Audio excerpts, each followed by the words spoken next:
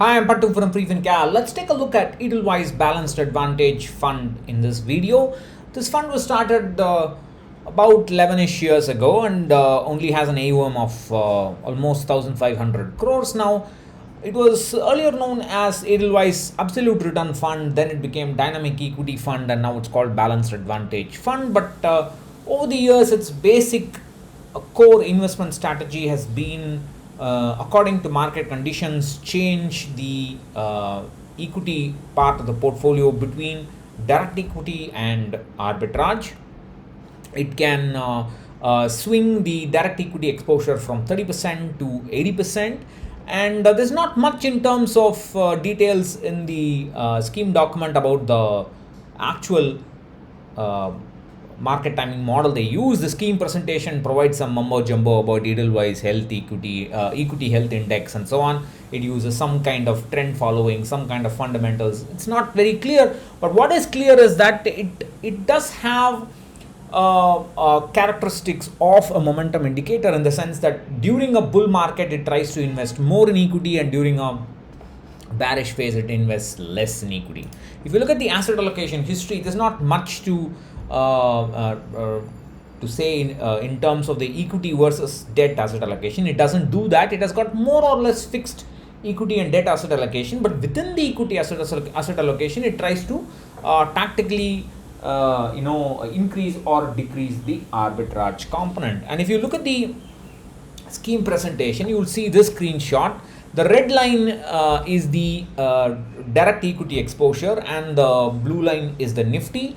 Typically, when the index moves up, it tries to invest more in equity, and when the index falls, you can see the sharp falls there. Whenever it falls, then it sharply reduces equity allocation, direct equity allocation, and then pushes it back up again. So there are there's quite a bit of fluctuations in the direct equity part. So there's quite a bit of churn in that in the portfolio, but doesn't matter for a mutual fund. It has been doing well, fairly well. If you look at the now growth since January 2013, the brown is the fund, the white is Nifty.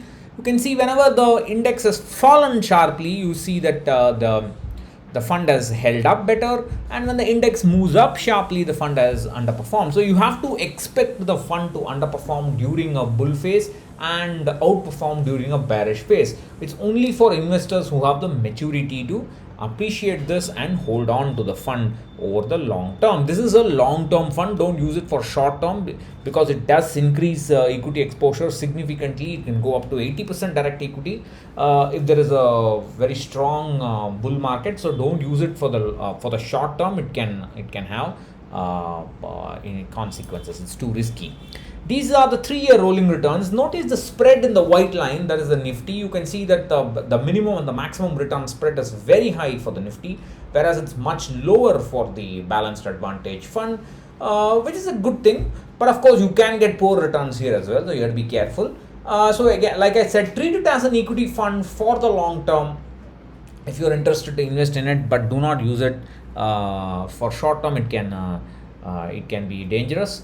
We don't know the exact strategy, but that's true of other balanced advantage funds or dynamic asset allocation funds as well. So there's nothing particular to this fund, but it's a fairly been a good performer.